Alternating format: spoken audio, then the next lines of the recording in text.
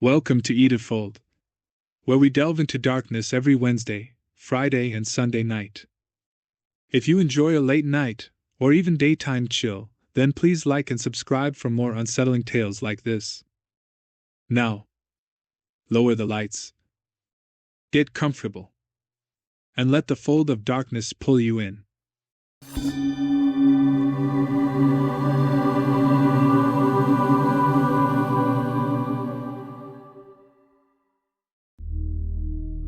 I don't usually tell this story because nothing about it sounds dramatic. There were no apparitions, no voices, no attacks. Just a house in the countryside and something about it that never felt right. 3 years ago, I spent 6 weeks in rural Japan. I've been working remotely and wanted somewhere quiet. A friend helped me find a rental in a small mountain village in Shikoku. It wasn't on Airbnb.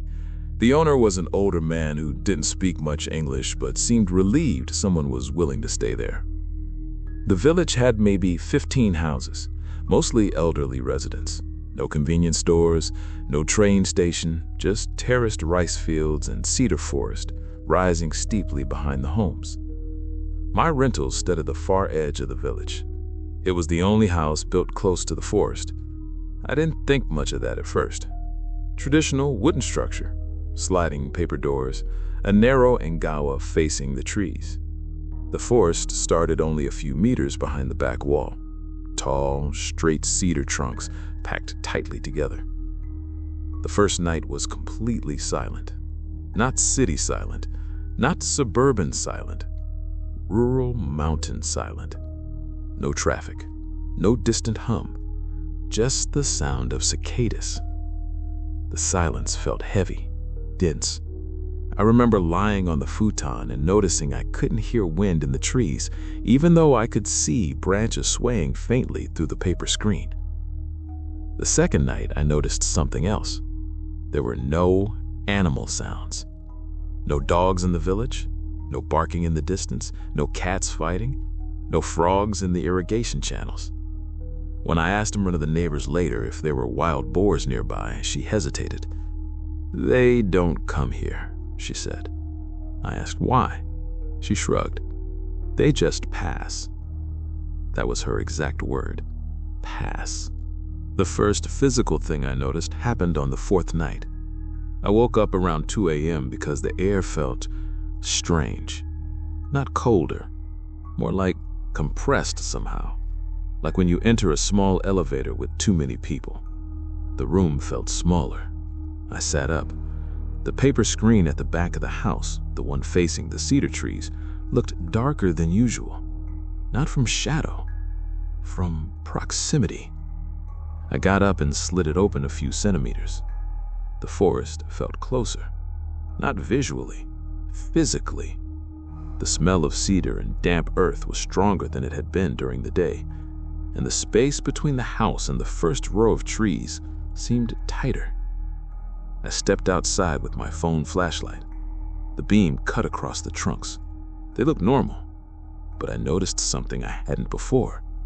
There was no undergrowth, no grass, no fallen branches, no ferns, just bare soil right up to the house, as if the ground there was disturbed frequently.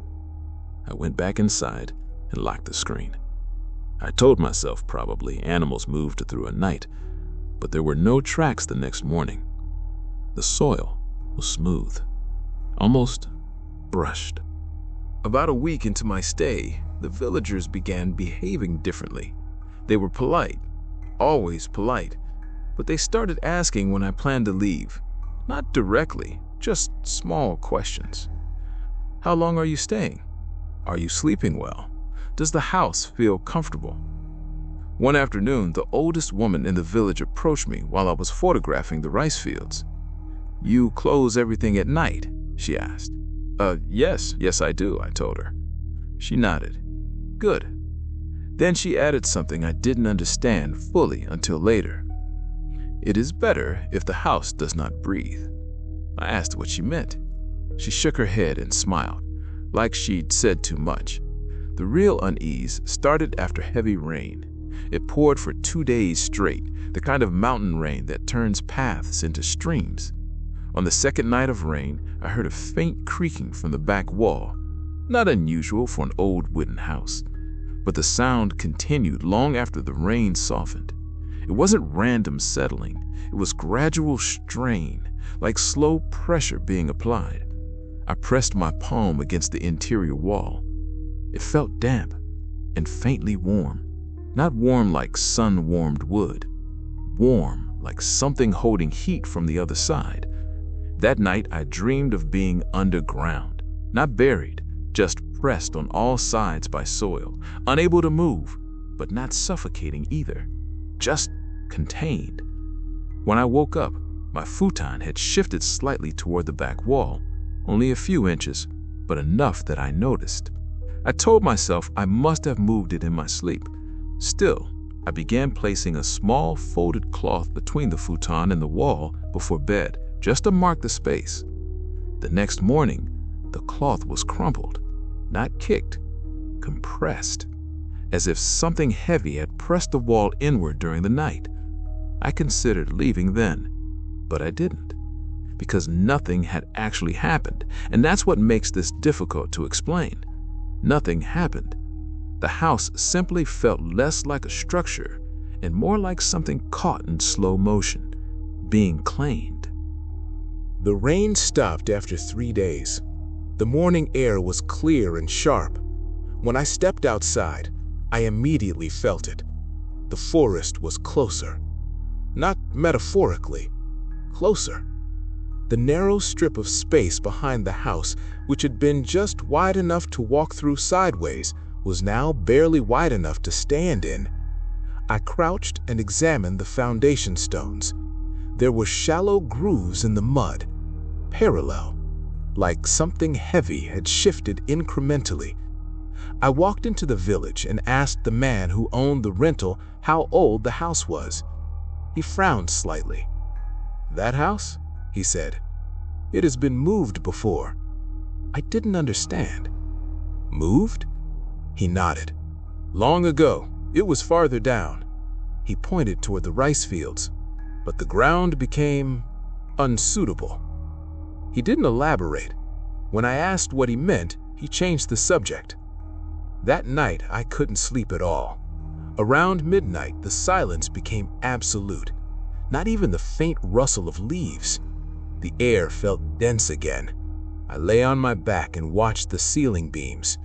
Then I noticed something that still makes my stomach tighten when I think about it. The beam lines were no longer straight. They bowed very slightly toward the back wall, as if the entire structure was being leaned on. I didn't hear footsteps, didn't hear animals, but I felt it. A steady, sustained weight. Not pushing, just resting, testing the integrity of the house. The floor beneath me tilted so gradually that I almost thought I imagined it. I placed a coin near the center of the room. It rolled, slowly, toward the forest-facing wall. I didn't open the screen. I didn't look outside, because I had the overwhelming sense that whatever was there did not want to be seen directly. It wanted the house, the wood, the space, not me. The realization was worse than feeling hunted. I wasn't the focus. I was incidental. The house had been moved before, and the forest had followed. Or perhaps the forest had never needed to move. Perhaps the land itself was unstable in a way the villagers understood but did not explain. The next morning, I left. The villagers did not seem surprised. The oldest woman bowed slightly deeper than usual. "It is better," she said, "for the house to stand empty."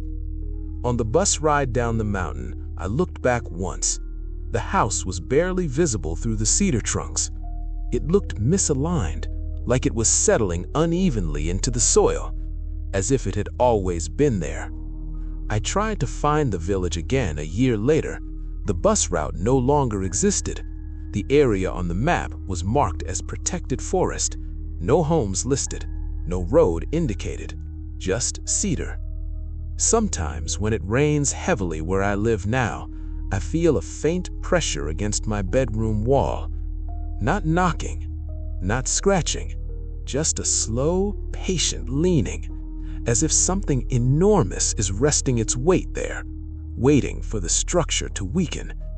And I can't shake the feeling that the house in the mountains is still standing, still being moved, a few inches at a time.